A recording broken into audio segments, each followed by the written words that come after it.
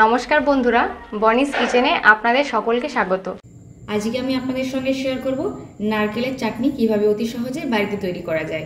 তার জন্য দেখুন, এখানে আমি নারকেল একটা নিয়েছিলাম, কেটে কিন্তু ছোট ছোট টুকরো করে এরকম কেটে নিয়েছিলাম। এবারে আমি আপনাদেরকে দেখাচ্ছি কিভাবে ছট করে তৈরি করা যায় নারকেলের চাটনি। প্রথমেই আমি দেখুন ব্লেন্ডার নিয়ে নিয়েছি, এর মধ্যে আমি নারকেলের টুকরোগুলো দিয়ে দিচ্ছি। দিয়ে দেবো ছোলার ডাল। এখানে আমি 1 চামচ পরিমাণ ছোলার ডাল নিয়ে নিয়েছি, সেটাই দিয়ে দিচ্ছি। এবার আমি দিয়ে দেবো কয়েক টুকরো রসুন ও একটুখানি আদা। দিয়ে দেবো 2টো কাঁচা লঙ্কা। ঝালটা অবশ্যই আপনারা কিন্তু স্বাদ অনুযায়ী দেবেন, লঙ্কার পরিমাণটা বাড়াতে কমাতে পারবেন, কোনো অসুবিধা নেই। দিয়ে দেবো 1 চামচ পরিমাণ বাদাম। দিয়ে দিচ্ছি পরিমাণ মতো লবণ। এবারে দিয়ে দেবো কয়েকটা কারি পাতা ও দিয়ে দিচ্ছি কিছু ধনেপাতা কুচি। এবারে দিয়ে দেবো সামান্য পরিমাণে একটু জল। এবারে আমি খুব সুন্দর একটা মিহি পেস্ট তৈরি করে নেব। দেখুন, খুব সুন্দর মিহি একটা পেস্ট তৈরি করে নিয়েছি। এবার আমি একটা পাত্রের মধ্যে ঢেলে নিচ্ছি।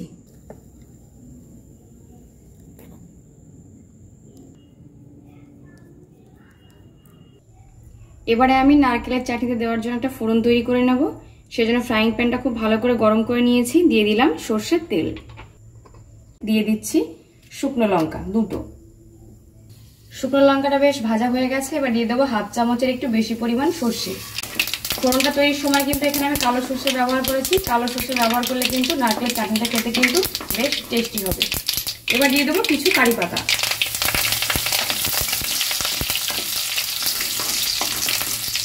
দেখুন, ফোড়নটা কিন্তু একদম রেডি হয়ে গেছে। এবার আমি নারকেলের পেস্টের মধ্যে কিন্তু দিয়ে দেবো।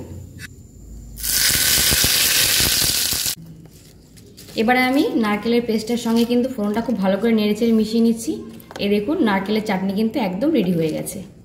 এটা আপনারা ইডলি ধোসার সঙ্গে খেয়ে দেখবেন, খেতে কিন্তু জাস্ট অসাধারণ লাগে। আর রেস্টুরেন্ট স্টাইলে কিন্তু এটা একদম বাড়িতেই তৈরি করা হলো। আশা করছি এটা আপনাদের ভীষণ ভালো লেগেছে।